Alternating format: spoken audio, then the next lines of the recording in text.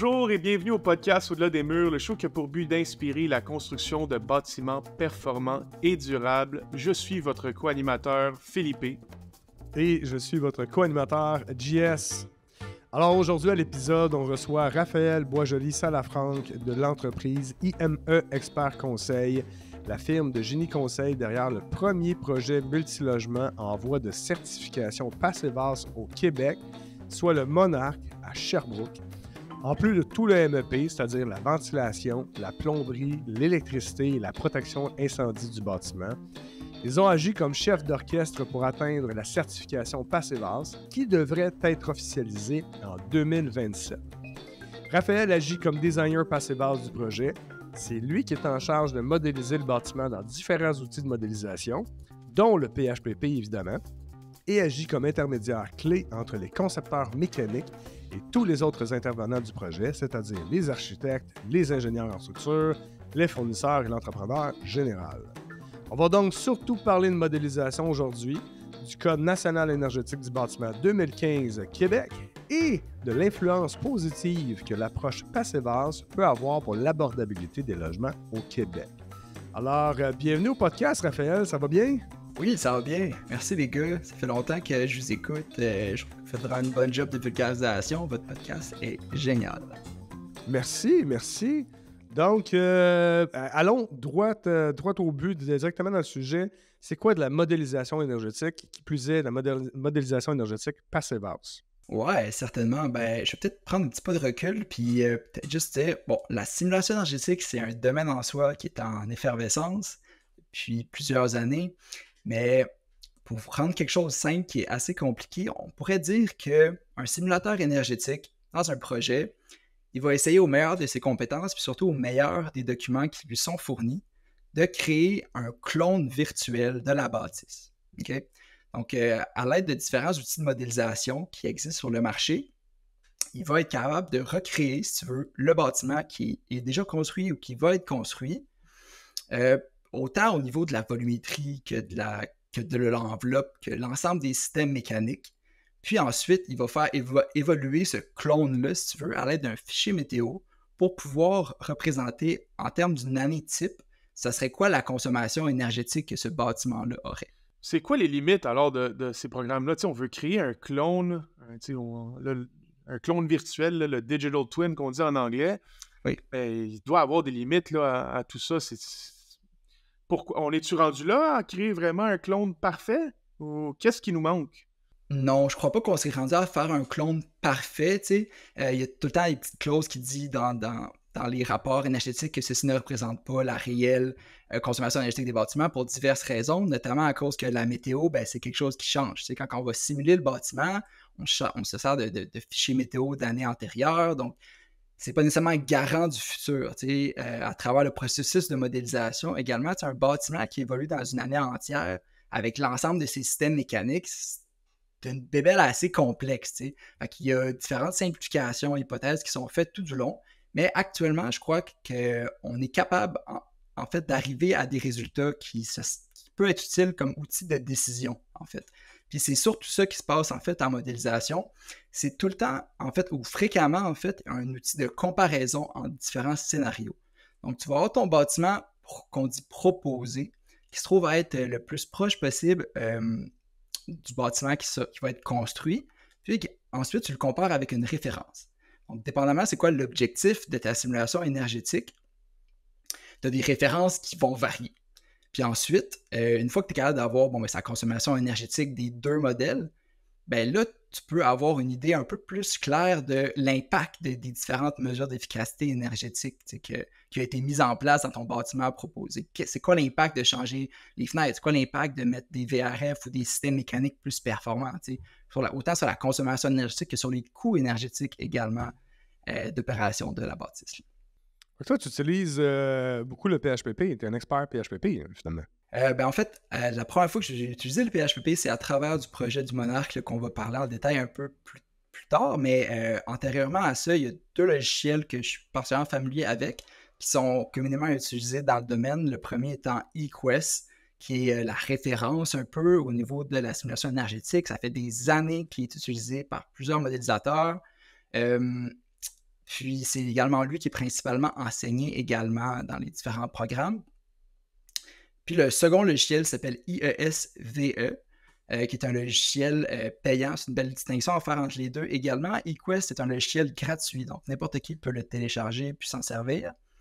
Tandis que IESVE est un logiciel propriétaire payant. Donc, évidemment que les capacités des logiciels sont différentes, mais il y a des organismes là, qui s'assurent en fait que tous les logiciels de simulation qui sont utilisés respectent certains critères là, au niveau des algorithmes à l'intérieur, puis ainsi de suite. Fait que les programmes, disons, un programme un peu plus complet, c'est quoi? Il y a plus... il va te laisser aller un peu plus en profondeur, un peu plus en détail. Il va te donner plus, disons, de paramètres à aller coder. Donc, techniquement, il faut avoir un digital twin plus précis ou ça n'a rien à voir? Tu sais, c'est quoi la différence entre différents logiciels de modélisation? Ben, en fait, c'est une bonne question, là, mais il existe autant de différences entre les différents logiciels qui existent de logiciels, en fait. Là. Je peux dire la principale différence, si tu veux, entre eQuest puis IESVE, parce que ces logiciels-là, ultimement, c'est une interface utilisateur. Okay? Cette interface-là utilisateur utilise un moteur de calcul. Ces moteurs de calcul-là, c'est le produit d'années de recherche. Par exemple, eQuest utilise un moteur de calcul nommé DOE2, qui a été développé par le département de l'énergie américaine, qui est maintenant... le département de l'énergie américaine ont arrêté de développer ce moteur de calcul-là, puis ils sont allés vers un nouveau moteur de calcul qui s'appelle Energy+. Okay? Energy+, est utilisé dans plusieurs logiciels, notamment IESVE, puis notamment également OpenStudio, il y en a un paquet d'autres, mais tout ça pour dire que le moteur en dessous de l'interface utilisateur est plus performante, plus à jour, te permettre plus de latitude, puis surtout te permettre d'intégrer les nouveautés sur le marché. Exemple, les particularités des systèmes VRF, avec les débits de réfrigérants qui fluctuent, les boîtes de récupération de chaleur sur ces boîtes de réfrigérants-là.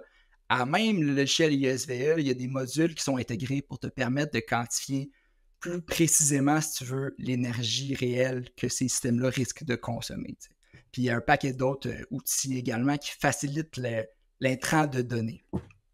Pour aider un peu nos auditeurs à se retrouver là-dedans, là, ceux qui ont étudié là-dedans moi j'ai étudié un peu ça, le DOE, là, on l'a utilisé, je me souviens plus c'était quoi le logiciel, mais en modélisation.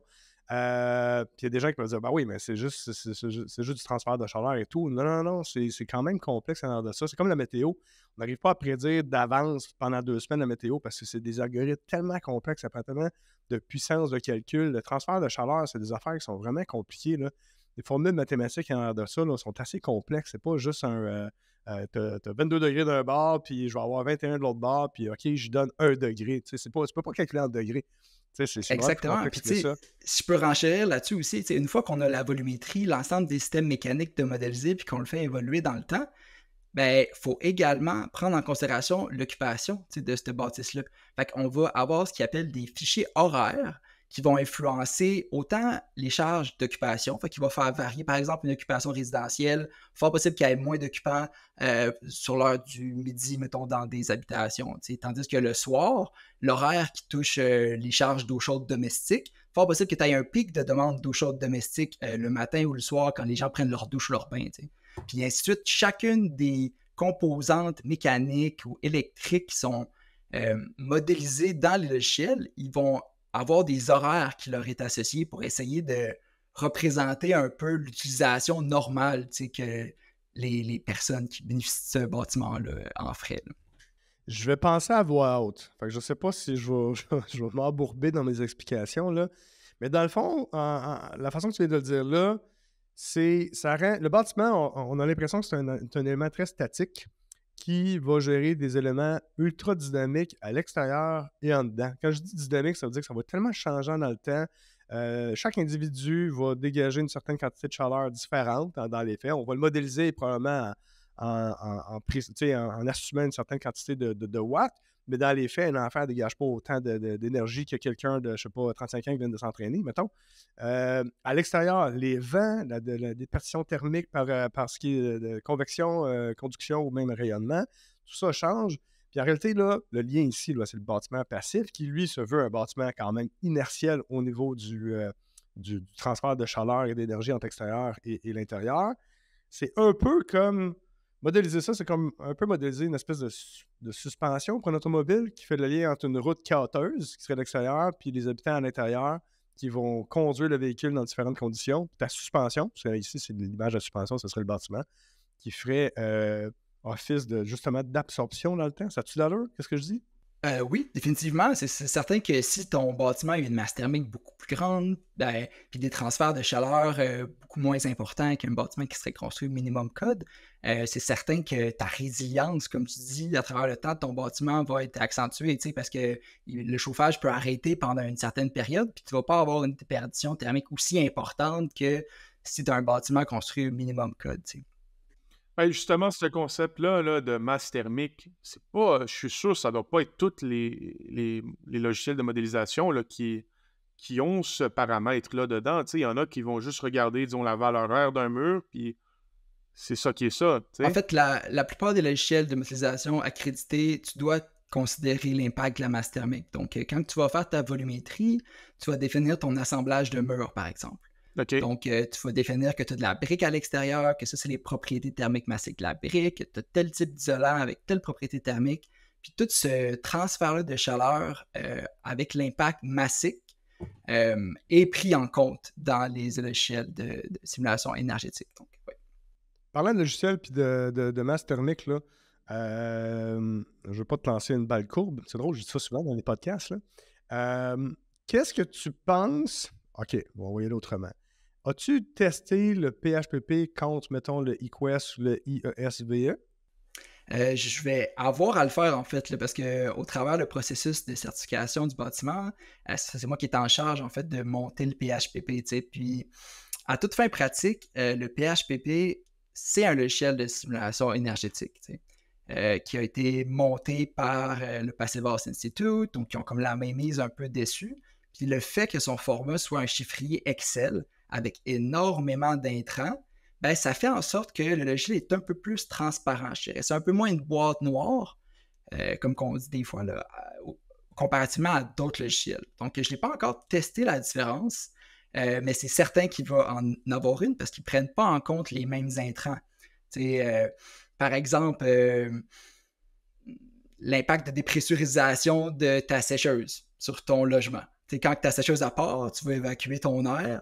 Fait ultimement, tu vas dépressuriser ton espace de vie. Ça, c'est rarement, voire jamais pris en compte dans les échelles de simulation dit usuelles, mettons. Puis d'après toi, ça a-tu un impact majeur? Une sécheuse, mettons? Ben, ça dépend, tu le compares à quoi? C'est tout le temps ça. Hein? L'efficacité énergétique, c'est un terme un peu fourre-tout qu'on entend un peu à toutes les sauces. Puis en réalité, ça dépend. C'est une comparaison. Tu compares, mettons, un bâtiment construit au minimum code à une grange extérieure, ben c'est certain que ton bâtiment minimum code va être performant, comparé à ta grange. Fait que c'est sûr que si je te dis, bon, ben, dans un bâtiment standard, peut-être que la sécheuse, la perte de chaleur de l'évacuation de cet air chaud-là, peut-être qu'elle va être négligeable comparativement au reste de la perte de chaleur de ton bâtiment. Mais si, par exemple, tu le compares à un bâtiment qui est Passivhaus, qui est déjà super étanche, super bien isolé, puis ainsi de suite, là, par contre, il faut peut-être voir une couple de points de pourcentage affecté. Là. Puis c'est sûr que sur un seul logement, peut-être que l'impact relatif il est plus faible. Mais là, on va parler du Monarque qui est un multilogement. Et combien de portes, combien de logements? 134 logements, oui. Fait que 134 logements, je ne sais pas s'ils ont chacun leur sécheuse, mais 134, oui. Mettons, fait que mettons que la moitié des sécheuses fonctionnent en même temps, c'est une crise d'impact, là. 60 sécheuses qui évacuent d'une shot d'un bâtiment ultra étanche, ça va avoir un méga impact, là. Avant d'aller dans le Monarque, j'ai une question pour toi. J'ai une autre balle courbe, dans le fond. Qu'est-ce que tu penses du minimum code au niveau énergétique? Ouais, ben ça, en fait, ça fait partie de ma job de pouvoir un peu naviguer à travers les différents codes énergétiques, puis comprendre leurs différences, puis ainsi de suite. Parce que si on regarde un peu plus ce qui est petits bâtiments résidentiels, donc le chapitre 9 puis le chapitre 11 qui concerne l'efficacité énergétique des petits bâtiments, c'est comme un peu leur propre monde au niveau de l'efficacité énergétique de ces bâtiments-là, avec nouveau climat, puis ainsi de suite. Mais tout autre bâtiment est assujetti au CNEB 2015 Québec, qui est rentré en vigueur il y a quelques années déjà, puis qui qui était, comme tu aimes dire, une balle courbe un peu à toute l'industrie, tu sais. Puis, ces bâtiments-là, ils n'ont pas le choix de prouver leur conformité au Code énergétique 2015 Québec. Il y a 3 méthodes pour faire ça. La première méthode, c'est la méthode prescriptive, qui peut être faite simplement par les architectes du projet. Donc, eux, ils vont mettre les valeurs d'isolation, les valeurs de pont thermique minimales, qui est prescrit par le Code pour les différentes régions du Québec. Ensuite, tu as la méthode de solution de remplacement. Donc ça, c'est par exemple, l'architecte décide de ne pas respecter les valeurs prescriptives pour le toit. Il va en mettre une isolation qui est un peu inférieure, mais il va se reprendre en mettant un peu plus d'isolation souvent dans les murs ou dans les fenêtres. Par calcul relativement simple, il est capable de prouver que ce changement-là fait en sorte que ton bâtiment proposé respecte le code énergétique. Là, tu as la troisième méthode où est-ce que moi, je rentre en ligne de compte, qui se trouve être la méthode de performance. Puis, elle est basée sur la simulation énergétique. Il y a un chapitre en entier dans le CNEB qui décrit qu'est-ce qui est permis de faire, qu'est-ce qui n'est pas permis de faire, les hypothèses acceptables, puis ensuite les façons de faire, tu vois, la règle de l'or de modélisation d'un bâtiment de référence. Puis, c'est dans le chapitre 8. Puis, dans le fond, qu'est-ce qui va se passer, c'est que tu vas modéliser l'ensemble de ton bâtiment proposé sans aucune exigence prescriptive. Donc, tu peux faire un peu qu'est-ce que tu veux, OK? Puis ton bâtiment de référence, lui, ça va être la même volumétrie que ton bâtiment proposé, à différence que lui, l'ensemble des éléments prescriptifs sont respectés. Donc, isolation des fenêtres, isolation des murs, fenêtres, toit, ainsi de suite. Performance des systèmes mécaniques également, tout ce qui est prescriptif. Puis après ça, dans le fond, tu compares la consommation énergétique des deux bâtiments. Puis, si tu es capable de prouver par simulation énergétique que ton bâtiment proposé va consommer moins d'énergie annuellement que ton bâtiment référence, ben c'est correct, tu as atteint la conformité au CNEB 2015 Québec. T'sais. Mais ça, d'après moi, ça entraîne certaines problématiques, notamment si ton bâtiment proposé, il y a une volumétrie qui est pas excellente, mettons. C'est que le fameux facteur là, où est-ce que tu vas diviser ta volumétrie par ta surface extérieure, le volumique surfacique, si ce concept-là, mettons, il est mauvais, entre guillemets, dans ton bâtiment, puis tu as un bâtiment qui consomme beaucoup, ben, ta référence, elle a le même facteur volumétrique. T'sais. Fait que tu compares deux bâtiments qui auraient pu être optimisés simplement en changeant la volumétrie du bâtiment. T'sais. C'est pour ça que plus tard, ça m'amène en fait à parler de pourquoi est-ce que j'adore la certification PACEVAS, parce que les métriques d'atteinte de certification PACEVAS, c'est des métriques claires qui sont basées sur le pied carré de surface habitable. T'sais. Donc, par exemple, le TEDI, l'acronyme en anglais pour Thermal Energy Demand Intensity, qui est, à mon sens, le plus difficile à atteindre lorsqu'on va chercher une certification PACEVAS, ça prend en compte, en fait, l'ensemble de tes besoins en chauffage et non l'énergie consommée pour chauffer. Il y a une petite distinction à faire. Parce que si, mettons, j'ai une thermopompe, ben, mon énergie pour chauffer va être moindre parce que j'ai un coefficient de performance sur mon équipement. Tandis que le TEDI, lui, ça ne prend pas en compte l'efficacité des équipements, mais bien seulement le besoin en énergie pour chauffer divisé par ton mètre carré de surface habitable. Dans le cas d'un PACEVAS classique, c'est 15 kWh par mètre carré par année. Puis dans le cas de la certification qu'on veut atteindre, nous, PACEVAS Low Energy Building, donc Philo Energy Building, ça se trouve à être 30 kWh par mètre carré par année de demande en besoin de chauffage.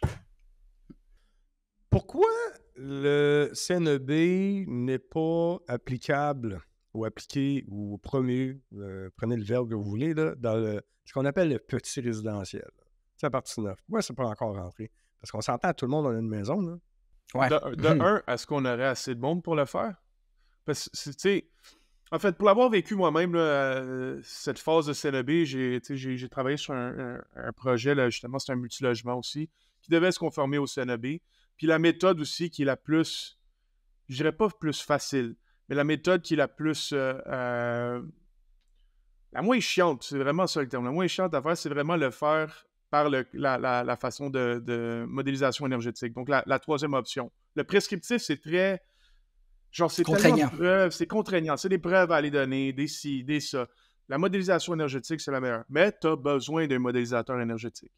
Là, si on commence à ouvrir ça pour tous les bâtiments, Raphaël, selon toi, puis pour l'avoir vécu, on est-tu capable on a-tu assez de modélisateurs énergétiques pour suivre cette demande-là? D'après moi, non. C'est une bonne question aussi, mais puis il y a également le fait que le marché résidentiel et le marché commercial est quand même assez distinct, notamment au niveau des informations que tu peux avoir sur les différents produits que tu as. Mais non, c'est ça. D'après moi, il manque de personnel pour réaliser cet enjeu-là. Puis on le voit aussi avec d'autres programmes, d'autres programmes gouvernementaux qui demandent en fait qu'il y ait des simulations énergétiques. Je pense notamment au fameux APH Select qui a été communément utilisé dans les dernières années par l'ensemble des promoteurs immobiliers et avec raison. C'est tellement avantageux au niveau des prêts hypothécaires. Mais pour aller chercher les points nécessaires, dépendamment c'était quoi ton cheval de bataille, là, si tu l'accessibilité, si tu l'abordabilité ou si tu l'efficacité énergétique. Si c'est l'efficacité énergétique, tu as besoin d'avoir un simulateur. Fait que ça a créé une demande sans précédent au niveau des besoins en simulation. Puis toutes les entreprises qui offrent ce service-là de simulation, du APH et là, qui en font énormément. Puis, fun fact d'ailleurs, ce programme-là en question, vu que c'est un programme pan-canadien, ta référence, c'est pas le CNB 2015 Québec, c'est le CNB 2017 canadien. Fait que ça influence quand même beaucoup au niveau des procédures de modélisation. Puis il y a plein de particularités qui rentrent en ligne de compte. Fait que dire que ton bâtiment est efficace, OK, mais il est efficace comparé à quoi? C'est tout le temps seul. Avant qu'on rentre dans le monarque, là, un des buts aussi du podcast, c'est d'identifier c'est quoi ces restrictions, mais pour qu'on puisse grandir en tant que marché québécois, pour qu'on puisse s'y rendre.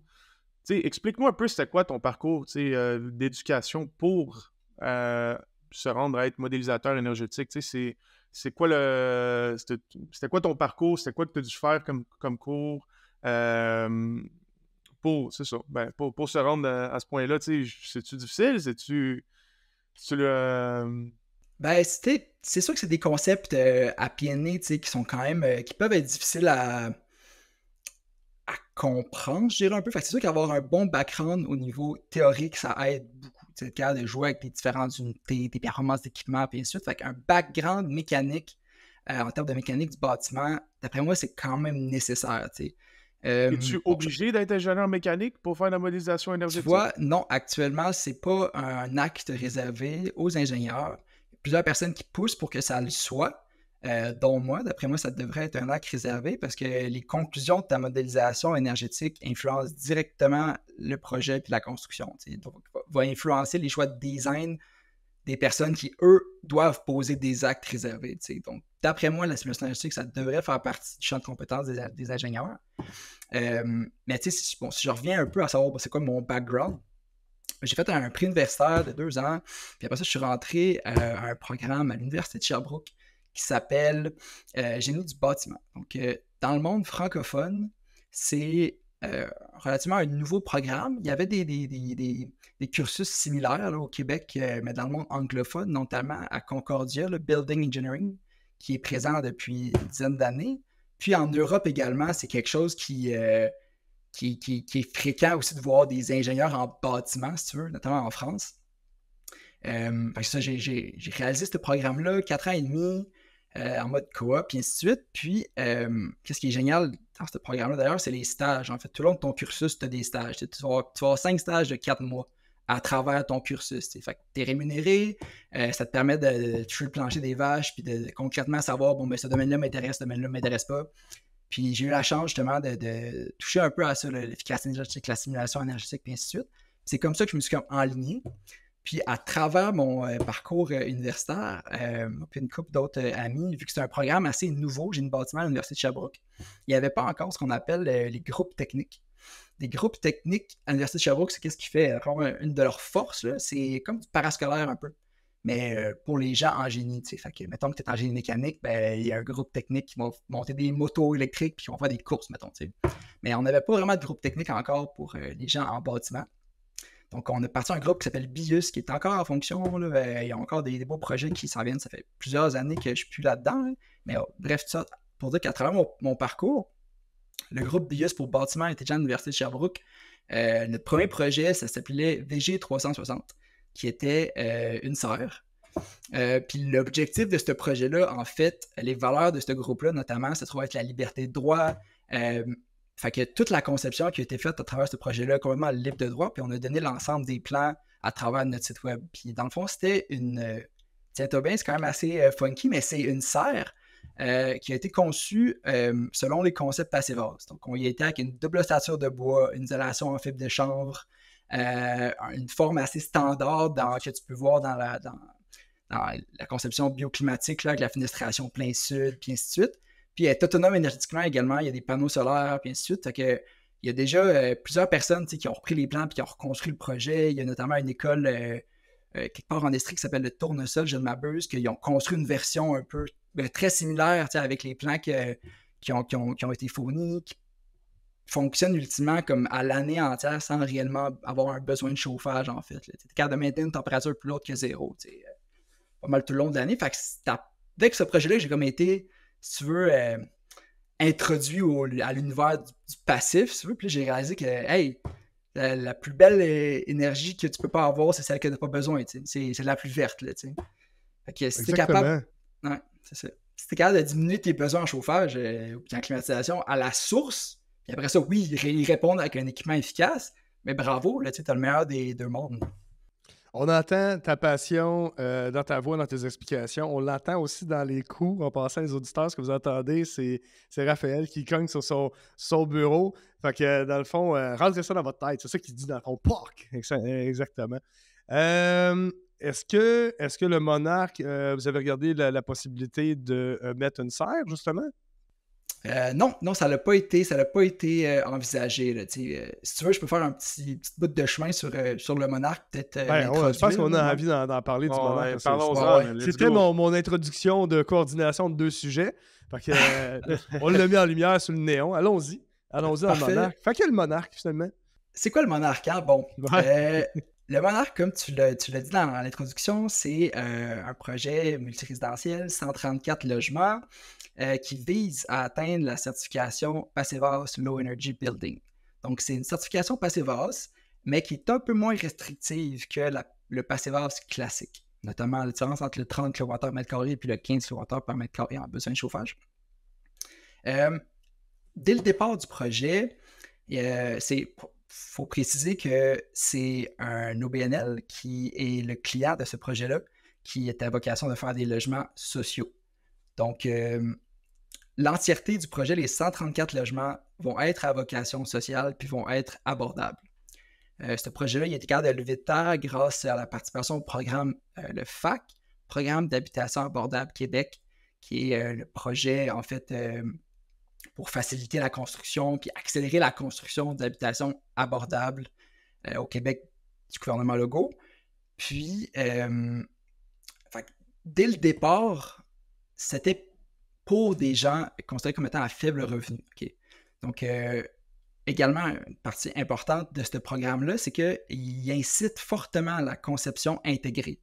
Donc, avant même de pouvoir déposer le projet à la fac, il faut déjà que tu aies ton équipe de projet. Il faut déjà que tu aies des plans préliminaires, et ainsi de suite, que ça force tous les intervenants à travailler de concert initialement, puis à tout travailler dans le même sens. Fait que là, on avait des réunions de début de projet avec tous les intervenants, les architectes, l'entrepreneur, les ingénieurs structure, puis ainsi de suite.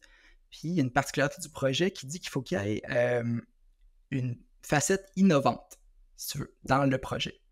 Donc, étant fervent de la certification Passivhaus, j'ai proposé ceci à l'équipe de projet, puis ma plus grande surprise est de voir justement que l'entièreté des intervenants était intéressée à ça. La cliente, elle, qu'est-ce qui est allée la chercher principalement, ça se trouve être le coût de revient énergétique aux gens à faible revenu. T'sais. Parce que la plupart de ces logements sociaux-là, financés par l'État, puis ainsi de suite, ben, les coûts énergétiques sont souvent refilés un peu aux locataires déjà à faible revenu. T'sais.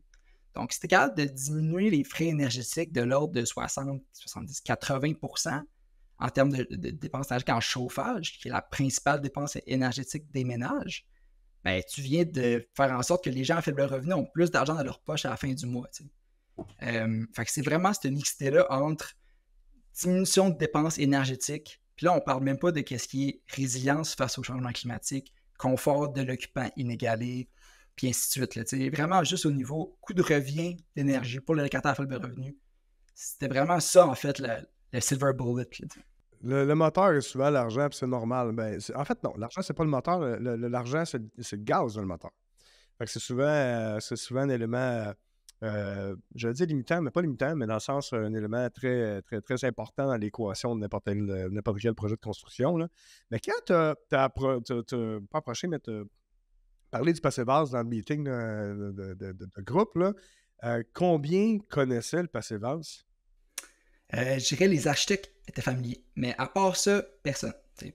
Puis les architectes, il semblait dire que c'était leur rêve de pouvoir réaliser un bâtiment Passivhaus dans leur carrière, puis ils ne pensaient pas y être avant des années. Fait que ça a pris quand même beaucoup de courage, puis on a été chanceux d'être entouré d'une équipe avec autant de courage, parce que c'est des enjeux, puis ça, c'est quelque chose que je veux souligner. S'il y a des projets multirésidentiels ou n'importe quel projet d'envergure qui souhaite atteindre la certification Passivhaus, il faut que dès le départ, tous les intervenants soient mis dans le bateau.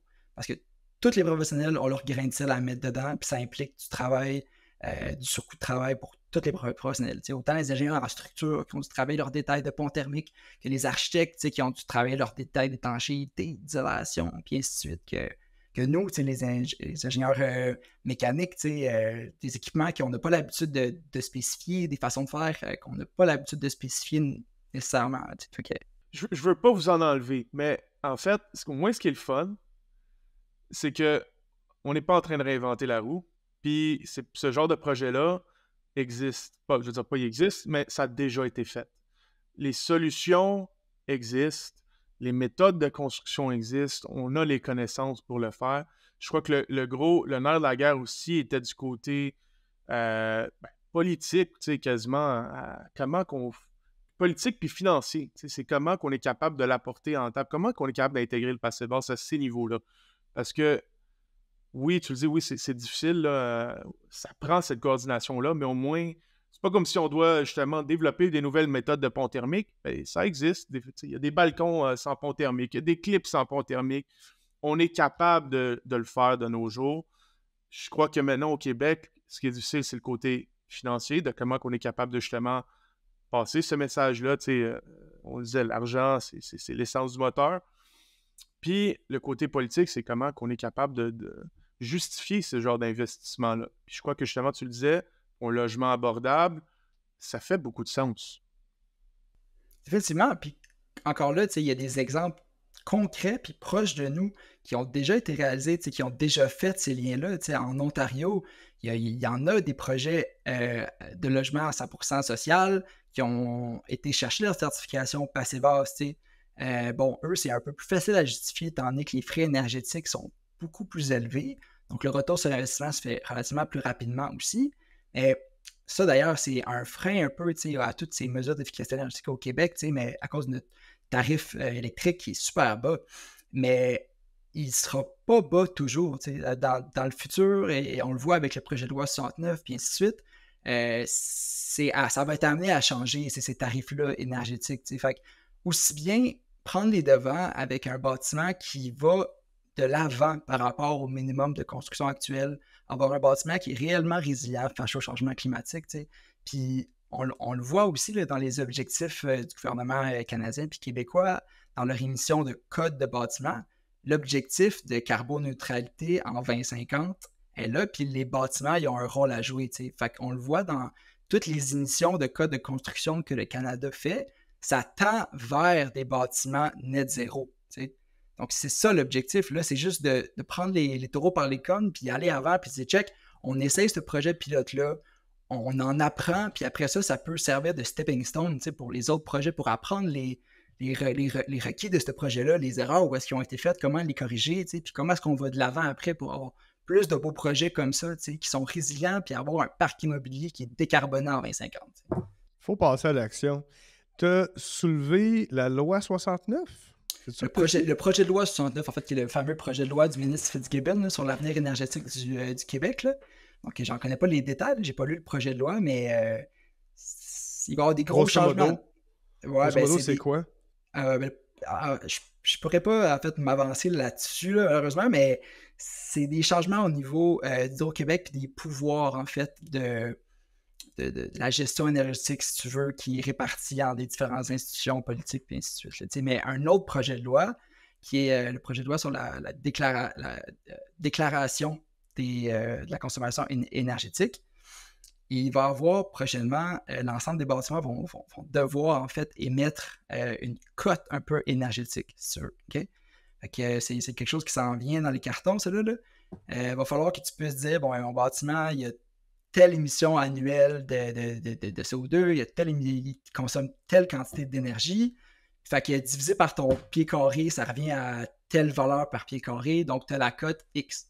Si on regarde un peu ces systèmes-là à travers le monde, mettons l'Europe, ils en ont un très similaire, sauf que eux, leur programme, ils ont des dents. Okay? Si tu as une cote énergétique qui est trop faible, tu n'as plus le droit de louer ton bâtiment, tu n'as plus le droit de vendre ton bâtiment. Il faut que tu te conformes au minimum que l'État considère. Tu sais. On attend impatiemment ça. Ça, on attend impatiemment. Oui, c'est une couple de fois qu'on en parle. On en parlait justement avec Will de construction en raquette. Là. Ça prend des bâtons. Là. Tu sais, comme il dit, ben non, tu peux plus construire ton mur avec une isolation R3. On marche pas. Tu as un minimum à respecter. Il faut stepper up. Pourquoi on est en retard de même au Québec, d'après toi, Raph? C'est le coût de nos kilowattheures. C'est l'électricité la moins chère en Amérique du Nord est ici. Fait que, puis de plus en plus, on veut essayer de décarboner nos bâtiments. Fait que ça veut dire prendre le gaz puis le remplacer par de l'électricité. T'sais. On en parlait en pré-pod, là, puis tu m'as dit que Hydro-Québec là, aussi rentre avec une petite subvention aussi pour ce projet-là. Donc, ils ont un intérêt financier dans ce projet-là? Ben, d'après moi, oui. Hydro-Québec, ils ont des objectifs très ambitieux en termes de production énergétique et surtout de réduction de consommation énergétique dans l'ensemble des bâtiments au Québec. Fait que, oui, à mon sens, c'est juste logique de dire on encourage des projets qui visent à avoir des besoins énergétiques vraiment inférieurs au minimum code parce que, ultimement, c'est des kilowattheures sauvés, tu sais. Fait que, c'est ça. Actuellement, il y a beaucoup de subventions d'Hydro-Québec qui vont subventionner l'efficacité des systèmes, donc directement les équipements, tu sais. Leur magnifique outil qui s'appelle OSE facilite beaucoup toutes les demandes de subventions, et ainsi de suite. Mais qu'est-ce que tu te retrouves à faire, ultimement, c'est rentrer ta quantité d'équipement avec la capacité de chacun de tes équipements. Puis là, tu vas avoir une grande capacité puis une grande efficacité. Fait que toutes les kilowattheures sauvés, ben, il va y avoir une certaine subvention qui est attribuable à ça. Mais ce concept-là, en fait, c'est de regarder un peu en amont puis de dire, au lieu de construire un bâtiment à minimum code avec une grosse demande énergétique, puis répondre avec des équipements qui ont des grosses capacités, mais oui, certes, ils sont efficaces, fait que tu as une grosse subvention qui est associée à ça. Pourquoi est-ce qu'on ne regarde pas un peu en amont puis on ne dit pas, ben check, je vais te subventionner pour que tu aies un bâtiment qui a moins besoin de chauffage, moins besoin de climatisation, qui est plus résilient, qui est plus confortable. Fait qu'ultimement, tu diminues tes kilowattheures, puis les kilowattheures restants, ben pourquoi tu ne réponds pas en plus avec un équipement efficace, tu sais? Le Monarque. Allons dans le Monarque. Ouais. Là, on tourne autour du Monarque. sujet parce qu'il y a plein d'affaires super intéressantes là, qu'on évoque. Là. Mais le Monarque, là, c'est-tu fini de construire, ça? Non, aucunement. Là, le chantier vient de commencer, en fait. Là, fait que le dynamitage, puis ainsi de suite, on en a pour environ 1 an et demi là, de construction. Là. Donc, on est dans le chantier, on est dans le processus de certification. Puis c'est ça. Là, fait que c'est un projet d'envergure, là, 2 stationnements souterrains, 8 étages, un bâtiment qui... Ça, c'est une particularité aussi du bâtiment, c'est qu'on a essayé d'y aller avec des méthodes de construction le plus, entre guillemets, standard possible. Okay? Pour avoir une reproductibilité facile, un peu, au projet. C'est-à-dire, qu'est-ce que tu veux dire par standard? Ben, l'ensemble de la structure du bâtiment, c'est du béton. Fait qu'un étage béton qu'on voit fréquemment, tu sais. Partout à travers le Québec, surtout dans les multi-étagés. Les osstatures, autant périphériques que les cloisons internes, c'est de l'ossature métallique. Fait que c'est quelque chose qu'on voit fréquemment aussi.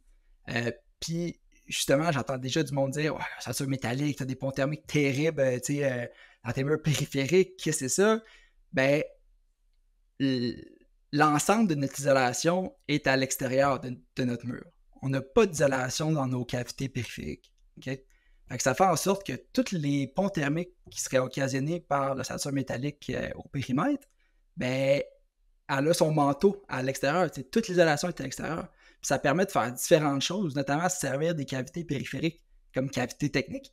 Parce que tu n'as pas d'isolation. Là. Quand tu viens passer tes conduits, ton électricité ou ainsi de suite, ben, tu n'as pas d'isolation dans tes jambes. Puis, même chose pour l'étanchéité à l'air aussi. Il n'y a pas de pare-vapeur à l'intérieur. Le pare-vapeur est derrière la couche d'isolation, mais du côté extérieur. Fait que ça fait en sorte que chaque fois que tu viens poser une boîte électrique ou une switch ou peu importe, ben, tu ne viens pas perforer ton plan d'isolation par vapeur. Tu n'as pas besoin de gosser avec ton étanchéité à l'air chaque fois que tu as une perforation dans ton mur en gyps. Je me souviens d'un projet qu'on avait travaillé justement avec Lucie Langlois, qui est un de nos podcasts la première saison en passant. Je me souviens qu'en avant-projet, on discutait avec l'entrepreneur général qui n'avait pas fait de maison passive encore, puis il se posait la question, c'était un 2 étages, mais c'était quand même des bonnes hauteurs. Il se demandait comment faire tenir vraiment l'isolation à l'extérieur concrètement. Ils sont arrivés, là, moi j'étais juste là dans ce meeting-là. Là, sur un 8 étages, là, avec la brique. Comment tu y arrives? Ah, c'est la brique qui le tient? Ah, non, OK. Non, en fait, la brique le tient pas, mais bon, premièrement, il existe déjà des systèmes un peu package pour répondre à ces problèmes-là. Ici, on les voit rarement, voire jamais dans les gros chantiers de construction. Mais si on regarde en Ontario ou en Colombie-Britannique ou en Europe, c'est des problèmes qui ont déjà été résolus. Il y a des systèmes propriétaires qui sont offerts, notamment, je pense à Suprema, leur ACS Thermal Clip. Il y a des genres de barres en Z également qui sont disponibles sur le marché où est-ce que tu peux faire tenir tes rangs isolants, venir mettre ton parement extérieur, tes forêts, ainsi de suite. Fait que toutes ces solutions-là ont déjà été trouvées. Fait que, comme Philippe le disait plus tôt, on n'a pas réinventé la roue. Puis c'est ça la beauté, en fait, je trouve, de la certification Passivhaus, c'est que c'est un gage de qualité et de performance, puis c'est aussi, excuse-moi l'expression en anglais, mais un roadmap, un peu, pour se rendre là. T'sais. T'as pas besoin de réinventer la roue, c'est pas du R&D, c'est déjà fait. T'sais. Exact, les solutions existent. Il faut juste les appliquer et les chercher. D'ailleurs, tantôt, tu parlais de courage, puis avant que tu répondes, je me posais la question, je me disais, c'est quoi le courage? Il n'y a pas de peur à avoir. Le courage, c'est de passer à travers la peur. Mais en réalité, le courage, c'est de passer à travers la résistance au changement d'une industrie qui est naturellement, mettons, rébarbatrice à ça, là, qui n'a pas envie. Exactement. Pour différentes bonnes raisons. Je ne suis pas en train de dénigrer ces raisons-là, c'est normal. Là. Mais en même temps, essentiellement, de ce que j'entends, là, surtout depuis tous les podcasts qu'on fait, c'est la résistance au changement. Le méga challenge, en réalité. C'est même pas technologie, la résistance au changement. Les fameux dictons, un bâtiment, il faut que ça respire. Ces fameuses phrases-là, là, tu sais.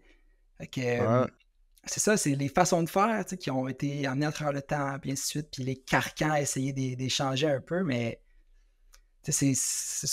on dit souvent cette phrase-là, c'est soit la carotte ou le bâton, puis présentement, l'efficacité énergétique au Québec est un peu sur respirateur artificiel avec les subventions, dû au fait que notre kilowattheure est tellement faible que pour rentabiliser un projet, ça te prend des subventions. C'est pour ça qu'on est un des endroits dans le monde où est-ce que les subventions sont le plus généreuses, c'est pour justifier ces projets-là d'efficacité énergétique, mais le bâton, entre guillemets, c'est les codes énergétiques, en fait, qu'il faut qu'ils se rendent là, il faut qu'on force, il faut qu'on monte la base du minimum, Oui, puis je pense que les gouvernements, il y a un moment, il faut que tu suives aussi ta population, dans le sens, si tu arrives avec quelque chose de trop drastique, ça va juste péter, là, ça ne marchera juste pas. Là. Ils sont pognés avec ça.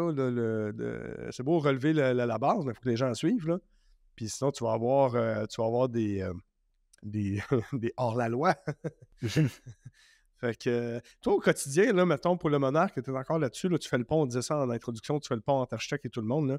Là. Ça ressemble à quoi, mettons, ton quotidien? Puis comment ta job, ta fonction est ultra importante pour arriver à certifier le projet dans 2 ans, dans le fond?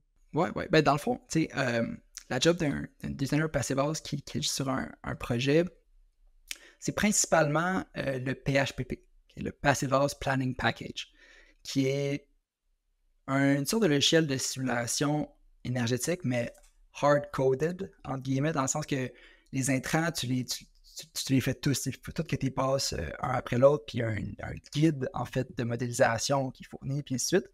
Fait que, principalement, ma job, en fait, ça se trouve être de monter le PHPP avec les intrants que j'ai des différents intervenants, En début de projet, c'était justement de dire « Ah, ben tu vois, cette solution-là par rapport à cette solution-là, celle-là serait plus économique, mais l'efficacité énergétique qu'on perd, la déperdition thermique de cette solution-là, elle fait vraiment mal, mettons, à nos ratios énergétiques pour être capable d'avoir de la certification. » Fait que c'est aider les différents intervenants à faire des décisions qui permettent ultimement, en bout de ligne, d'avoir un projet qui est vraiment efficace.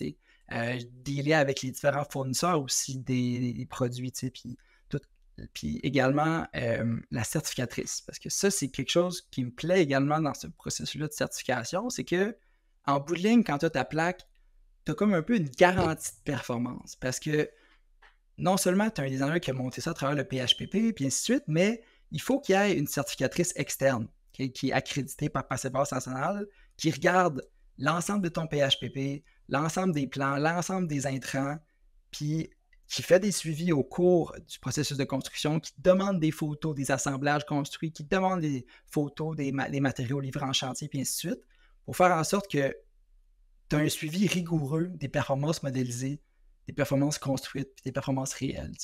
Quand tu as ta plaque, tu as comme un peu une garantie de performance. Ouais, la plaque, c'est pas juste la médaille. C'est la.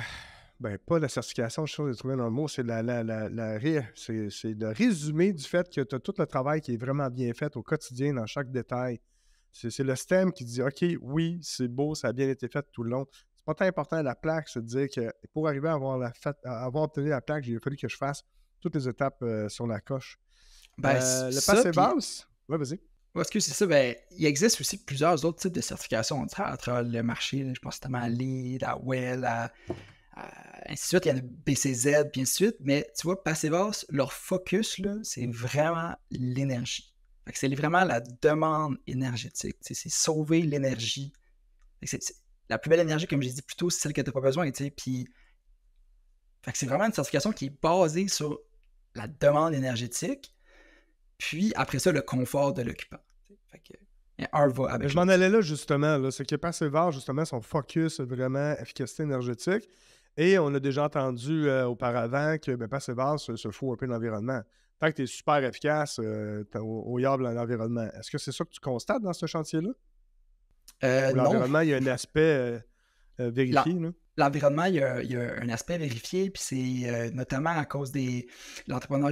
Si tu veux, je peux peut-être nommer un peu les intervenants. Là. Si tu as l'aise, vas-y, go, ouais. All the way, ouais. Construction Longer, qui est un peu un fleuron de l'Estrie, qui est un entrepreneur général qui, au départ, quand on a proposé Passivhaus, qu'est-ce qu'on avait le plus peur? C'était la perception de l'entrepreneur général, parce que ça amène des changements concrets pour eux, notamment au niveau de la construction. C'est pas pour rien qu'il y a des certifications qui se font pour les builders, pour comprendre intégrer au chantier toute cette belle conception-là qui a été faite antérieurement. Fait que, heureusement, cette entreprise-là prend les devants au niveau de plusieurs méthodologies pour essayer de diminuer leur impact carbone. On parle notamment de tri en chantier. C'est parmi les premiers justement qui s'assurent d'avoir comme un triage en chantier efficace pour essayer de diminuer leurs déchets de construction le plus possible, le cycle de la roue. Puis après ça, au niveau de l'impact carbone des matériaux, ça c'est un sujet qui est super intéressant parce que c'est vrai que ultimement, il y a beaucoup de gens qui vont un peu comme critiquer le Passivhaus au Québec, étant donné que notre électricité est verte. Okay? Étant donné que notre kilowattheure, c'est pas la fin du monde si on en consomme tant plus, parce que le gros de l'impact carbone d'une bâtisse dans sa durée de vie au Québec, mettons qu'on parle d'un bâtiment déjà relativement efficace, là, ça se trouve à être dans ses matériaux de construction. Fait que les gens disent, bon, mais ça vaut pas nécessairement la peine d'aller jouer sur diminuer la consommation énergétique parce que ton impact carbone est dans tes matériaux. Fait que fais juste diminuer au minimum les matériaux que tu as besoin puis tu diminues ton impact carbone de bâtiment. Mais je pense que c'est un peu un faux dilemme parce que pourquoi à la place on n'essaie pas d'avoir un bâtiment qui répond aux objectifs, mettons, de décarbonation au niveau de notre demande énergétique au terme d'Hydro-Québec, puis ainsi de suite, d'avoir des bâtiments qui ont besoin moins d'énergie. Certes, on a plus de matériaux, mais pourquoi est-ce qu'on n'attaque pas à la place le carbone dans ces matériaux-là? Pourquoi est-ce qu'on ne prend pas des matériaux biosourcés? Pourquoi c'est pas ça l'enjeu? Pourquoi est-ce qu'on n'essaie pas de diminuer l'impact des matériaux utilisés? Puis avoir un bâtiment qui a moins de carbone intrinsèque, Puis beaucoup moins de carbone opérationnel aussi, tu sais. Ouais, c'est ça la balance à avoir. Puis au Québec, cette balance-là est complètement différente là, des autres provinces ou des autres places dans le monde. Mais tu sais, concrètement, là, si tu faisais le même projet, pas Passive House, parlons disons, de pouces d'isolation, parce que Passive House, en fait, on a déjà parlé à plusieurs architectes là, au podcast, puis les plus gros bâtiments sont techniquement plus faciles à certifier. OK? Il y a ce ratio, comme tu disais, là, de surface puis de volume qui est un peu plus facile aussi. En tout cas, pour avoir un bâtiment plus gros, on dit que c'est plus facile à certifier. Est-ce le cas? Puis c'est quoi vraiment la différence au niveau de l'isolation? Tu sais, on parle de combien d'isolation dans un mur extérieur? Les fenêtres, c'est quoi la vraie différence? Puis je crois qu'on en parlait aussi, là, parlons un peu de la mécanique de tout ça. C'est quoi la différence versus un plus standard, là? C'est ça, exactement. Bon, OK. Fait que, mettons qu'on parle isolation extérieure. OK. Présentement, on a 8 pouces d'isolant extérieur, qui est quelque chose qu'on voit presque jamais. Fait qu'on on a environ R35, R36, dépendamment là, des différents murs extérieurs. Mais ça se trouve à être mon déprécié. Fait que c'est ma valeur réelle dépréciée de mon mur extérieur. Qui prend en compte les perforations ponctuelles, exemple des attaches à la brique, mettons, tu sais, ou vraiment comme l'ensemble des ponts thermiques potentiels du projet. Mais je pense que c'est pas nécessairement judicieux d'aller et dire bon, mais si tu veux Passive House, ça te prend telle valeur R au mur, telle valeur R au toit, telle valeur R de fenêtre, parce que chaque projet est différent. Tu sais. Ouais, mais tu dis ça, mais R35, c'est même pas gros, là. C'est pas énorme. Je comprends que c'est la vraie valeur R, là. On parle du R total avec les ponts thermiques, mais c'est pas fou, le R35, là. C'est pas complètement dérisoire, exactement ça. Puis après ça, bon, c'est sûr que les fenêtres, là, c'est un gros enjeu, tu sais. Puis il y a également plusieurs notions que Passive House, la manière que tu rentres les données, si tu veux, la plupart de nos standards, mettons, de nos valeurs standards qu'on utilise en termes d'efficacité, par exemple, de VRC ou de valeurs dépréciées de nos murs, puis ainsi de suite, eux, ils ont comme un peu leur propre recette. Okay? Si on prend un exemple concret, exemple, les VRC, Jean-Sébastien, tu connais ça, tu travailles avec ça tous les jours, ben, les fameuses efficacités à HRI ou bien HVI, tu sais, que c'est disponible sur leur site web, ben, la manière de test de cette efficacité-là énergétique n'est pas compatible avec la valeur qu'il faut que tu dois rentrer dans le PHPP. Puis une des raisons, notamment, c'est que l'HVI va avoir tendance des fois à prendre le gain de chaleur de la fan dans l'efficacité, la récupération de chaleur. Tandis que Passive House, elle, c'est vraiment l'efficacité au cube. Donc, un petit détail comme ça qui fait en sorte que, à mon sens, c'est beaucoup plus pointilleux, mais beaucoup plus réaliste de la réelle consommation énergétique d'une bâtisse. T'sais. Puis les fenêtres, bon, c'est sûr que ça, c'est le gros enjeu au niveau du Passive House. Là. C'est ça souvent que les gens vont dire oh, mon Dieu, c'est R7 de fenêtre, c'est dérisoire, mais il faut que tu y ailles un peu par élimination. Quand tu veux réduire ta consommation énergétique, tu regardes qu'est-ce qui consomme le plus, c'est quoi ta plus grosse déperdition thermique, ben, c'est tes fenêtres. T'sais. Fait que vous autres, mettons, au Monarque, là, si tu y vas en bullet point, là, on a parlé, là, tu viens de dire 8 pouces isolants. Au lieu de qu'est-ce que tu vois standard dans un multilogement semblable? Ce serait 2, 4 pouces? Ouais, un BPR4 extérieur, juste pour dire que tu as brisé tes ponts thermiques, puis après ça, tu vas avoir l'isolation dans tes studs métalliques. T'sais. R24, quelque chose comme ça, R26, genre? Ben, nominal, mais quand tu arrives pour le déprécier, ouais, c'est ça. Des fois, ça. Avec les ponts thermiques, il y a des projets, où est-ce que l'effectif, mettons, ça va tourner autour de justement ça, R22, R23, R24, mettons. Puis, quand tu arrives pour le déprécier avec l'ensemble des ponts thermiques, ben, tu tombes à R12, R11. Dépendamment, c'est quoi tes ponts thermiques, ça, c'est quelque chose d'autre que Passive House. Mais vraiment, l'impact dessus, c'est une conception sans pont thermique. C'est ça qu'il faut que tu essaies de viser. T'sais. Fait qu'au-delà de l'isolation, c'est la conception sans pont thermique. Fait que ça, je comprends que c'est une autre innovation. Puis si t'en parlais plus tôt aussi, là, ça a été un des éléments challengeants, peut-être avec les fournisseurs, les ingénieurs de structure, etc. Quoi d'autre que vous avez apporté dans ce projet-là pour le rendre... il n'est pas Passive House classique, il va être Passive House Low Energy. C'est quand même vraiment très, très, très bon. Fait que quoi d'autre que vous avez mis en Ben, pratique? tu vois, c'est un bâtiment commercial. Fait que, il y a des corridors de circulation. Fait que ça prend un apport d'air frais pour ces corridors-là. Ben, sur notre façade au sud, on a un mur solaire qui vient préchauffer l'air frais, qui est ensuite alimenté au ventilateur récupérateur de chaleur qui est au toit. Fait qu'on va chercher comme un peu de gain, entre guillemets, passif, si tu veux, de par cet intrant énergétique dans le mur solaire. Sinon, écoute, on a des... Attends, ton mur solaire, c'est-tu un mur trombe ou c'est un appareil? C'est un genre de mur trompe un peu, là. Ouais, exact. C'est quand même assez similaire à un mur trompe. T'as comme, si tu veux, des éléments métalliques, un espace d'air, puis des genres de petites lamelles métalliques, en fait, là, qui va comme transférer la chaleur des éléments métalliques au flot d'air. C'est comme tu préchauffes. Un gros heatsink solaire, finalement. Ouais, un peu. Tu peux voir ça. Puis en dessous de ça, t'as quand même ta même coche d'isolation de 8 pouces, là, tu sais. OK, c'est cool, Ouais. ça. À part ça, t'allais dire avant que je Ben, tu sais, il y a d'autres systèmes mécaniques parce que oui, tu sais, tu as le TEDI, là, la demande en chauffage, qui est importante, mais Passivhaus regarde également ta consommation globale énergétique de ta bâtisse. Fait que c'est quand même important d'avoir des équipements qui ultimement sont efficaces. Puis là, tu sais, on parle notamment, exemple, l'eau chaude domestique pour ce bâtiment-là. Les frais énergétiques sont payés par la propriétaire, puis donc ça a été relativement facile de justifier ce surcoût d'investissement-là, mais on a conçu en fait un système de thermopompe pour chauffer l'eau chaude domestique. L'eau chaude domestique est chauffée majoritairement à l'aide de thermopompes, c'est aérothermique. On va chercher la chaleur de l'air extérieur, avec un bon COP, on la pousse dans le réseau d'eau chaude domestique. Vous l'avez conçu ou vous l'avez acheté? Ben c'est un système qui est propriétaire, là, dans le sens que c'est les ingénieurs mécaniques, nous autres, on prend différents systèmes existants, puis on fait comme une conception avec. Là, mais oui, c'est un paquet de fournisseurs là, qui ont déjà ces systèmes-là package, si tu veux. Là. OK, c'est ça. Fait que vous n'avez pas tant réinventé la roue, vous avez fait vraiment de l'innovation. L'innovation, c'est ajouter, comme dans l'innovation, de la nouveauté. C'est ça.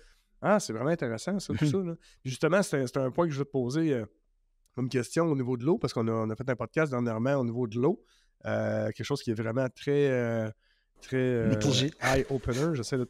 Négligé, j'ai l'impression, oui, mais... qui est ultra négligé, là. Je vous invite à aller écouter le podcast et même le documentaire La Goutte de trop sur Télé-Québec. C'est un documentaire qui est gratuit, ça dure 50 minutes. C'est vraiment, là, il faut qu'on allume là-dessus, là. Tout ça pour dire que, avez-vous des aspects au niveau de l'eau que vous avez géré dans le bâtiment, à part la thermopompe, là?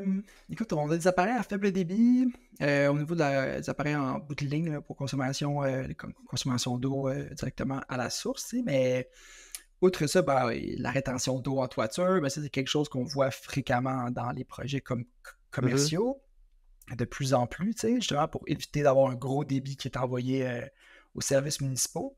Mais outre...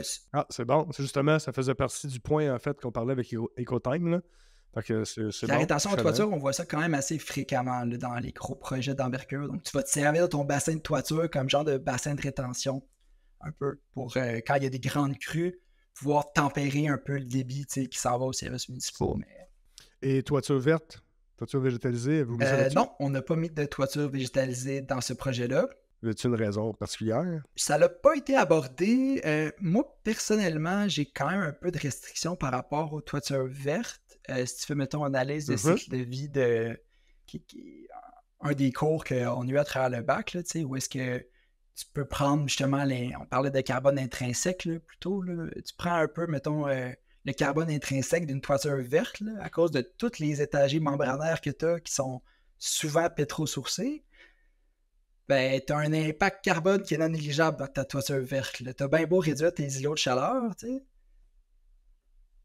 Puis est-ce que c'est réellement durable dans le temps aussi? Là? Ben, je pense pas que toutes les innovations peuvent avoir leur justification, mais il faut être capable de justifier le bon produit au bon projet. C'est pour ça que je voulais t'amener vers ça, parce que il y a des... Quand tu parles souvent de bâtiment durable, on a fait une série de quiz puis de vox pop dernièrement pour le podcast RDDM. On est allé prendre le pouls en fait des gens. Et quand on parle de durabilité ou de bâtiment performant, là, ce que les gens vont associer à ça, c'est souvent panneaux photovoltaïques, des bornes électriques pour les autos, puis quelques-uns ont parlé de toiture végétalisée. C'est pas mal tout, là. Effectivement, la toiture végétalisée, Oui, c'est un beau... C'est ce qui est une visible, belle idée. JS. Quand tu parles, Ouais, c'est quand ça. tu parles, c'est ce qui est visible. Panneaux solaires sont C'est visibles, vrai, hein? toiture végétalisée, c'est visible. Les Ce fenêtres. qui est Exact. important, c'est ce qui est au-delà des murs. Ouais, exact. Exact! Hein? Fait que je veux dire, c'est normal, c'est correct, là, c'est pas tout le monde Mhm. qui est fou Ouais, je comme critique... nous, mais oui, t'as raison. Il peut avoir des fausses impressions. Ah oui. Puis, non, c'est bon de parler de ça, avec toiture végétalisée, qui est pas nécessairement qui est bonne, mais pour y arriver, tu as un impact massif, un peu comme les batteries d'automobile, là. Tu sais, c'est beau, mais c'est peut-être moins beau le minage de tout ça, là. Mais, OK, c'est vraiment intéressant. Tout ça, y a-tu d'autres choses de particulier que vous avez fait dans le projet, ou on a fait le tour? Écoute, je pense que Tu dis d'innovation au niveau peut-être économique ou de financement, ou... c'est-tu financé, ce projet-là? Parce que c'est dans le fond, c'est gouvernemental. ben, partiellement, tu sais, je suis pas, je suis pas fervent, ben pas fervent, mais je suis pas très connaissant en fait de la méthodologie de financement de ce projet-là. Tu sais, c'est pas vraiment mon dada, mais je sais que la fac était partie prenante du projet, la municipalité de Sherbrooke également, parce que c'est un critère de la fac. Puis après ça, tu as l'OBNL également, là, tu sais, qui reste propriétaire également du projet, puis qui s'assure une pérennité, puis un entretien de ce bâtiment-là, tu sais. Mais justement, moi, j'ai l'impression que des projets comme ça qui sont partiellement financés avec de l'argent public, on a intérêt à aller vers des bâtiments qui ont moins de coûts énergétiques pour les locataires à faible revenu, tu sais. Au bout du mois, la personne à faible revenu qui a été capable de se qualifier pour avoir ce logement-là subventionné, ultimement, ben, aussi bien qu'elle ait plus d'argent à la fin du mois dans ses poches, tu sais. Oui, exactement. Puis dans la volée du reportage de Télé-Québec, il y avait Écotine la semaine passée, on parlait justement d'un financement alternatif. Comment il peut appeler ça? Des fiducies? Tu sais, pour mettre pour démarchandiser en fait les bâtiments, puis s'assurer qu'ils demeurent accessibles dans le temps plutôt que de vivre la surenchère, là, de juste augmenter au niveau suivant la courbe d'indexation là, du coût de la vie. Il y a vraiment beaucoup d'innovation à l'extérieur de l'efficacité énergétique. Tu sais, au-delà du mur en soi, encore une fois, faire un lien avec notre podcast au-delà des murs, il y a vraiment d'autres choses autour de ça. Puis effectivement, comme tu disais, la justice...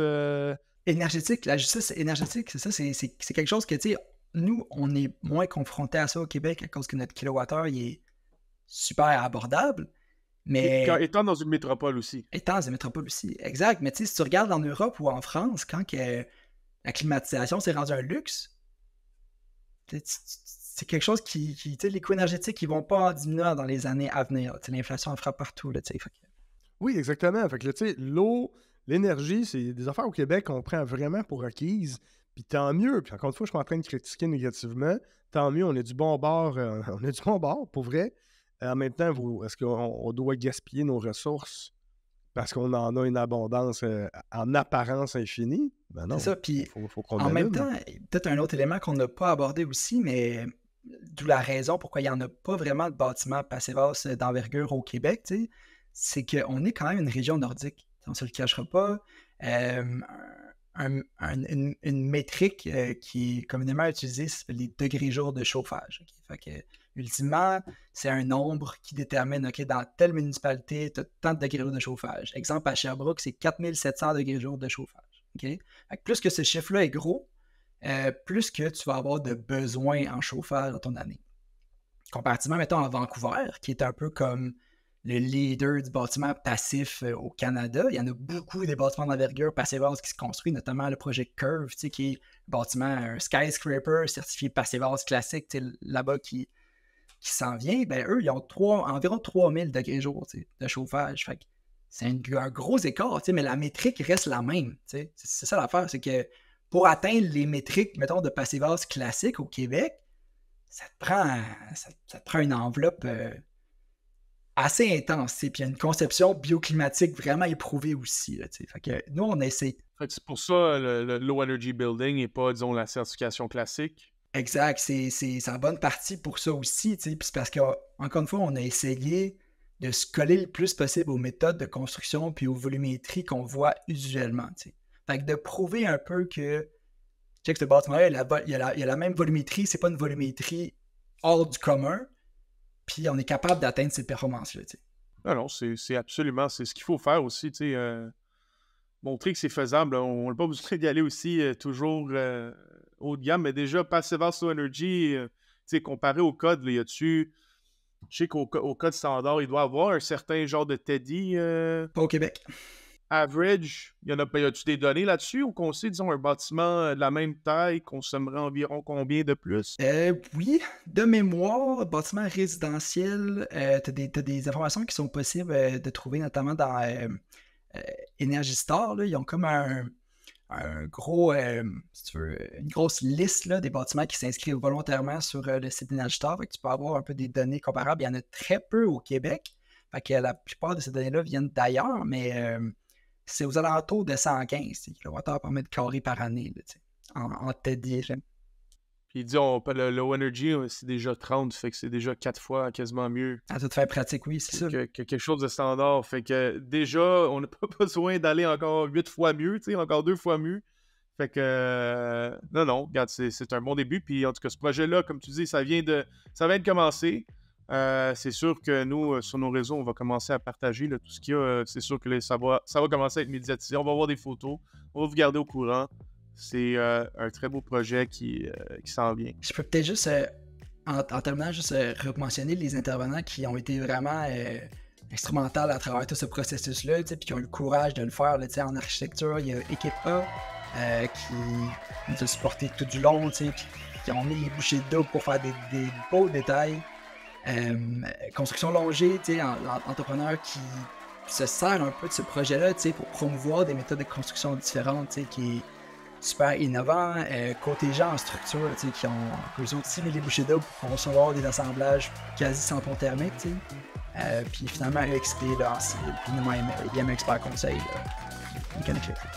On va mettre des claps en effet sonore au montage. À chaque fois que tu vas nommer ça, avec des petits confettis, ça va être parfait. Hey, c'est super intéressant. On a couvert des sujets qu'on couvre rarement. On va couvrir de plus en plus, je pense, Philippe. Pour vrai, on s'en va vers des projets de plus en plus gros, en tout cas des intervenants de plus en plus massifs ou influents.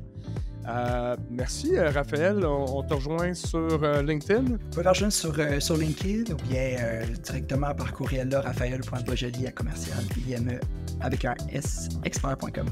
Une affaire qu'on n'a pas mentionnée, Raphaël, il est membre aussi de Bâtiment Passif Québec. Donc, ouais. On ne l'a pas mentionné dès le début. Là, il fait partie de notre belle équipe. Venez les rencontrer aussi à des événements. Il est toujours là. Excellent. Merci, les gars. Une bonne journée à vous. Les gars. Merci. Ciao. Salut. Merci d'avoir été des nôtres pour cet autre podcast d'Au-delà des murs. Et surtout, merci à notre invité pour avoir partagé ce beau moment avec nous. Rendez-vous sur notre site web addm.ca pour plus d'informations sur l'invité du jour. Réécoutez tous les podcasts sur Spotify, iTunes ou même YouTube et abonnez-vous pour ne rien manquer. Commentez les podcasts, faites-nous part de vos suggestions et échangez directement avec nous sur LinkedIn, Facebook et Instagram ou envoyez-nous tout simplement un courriel à info@commercialaddm.ca. Pour tous vos besoins de rénovation de bâtiments ultra performants Net Zero Ready, contactez Philippe et son équipe via Retrofit, RETROFIT construction.ca.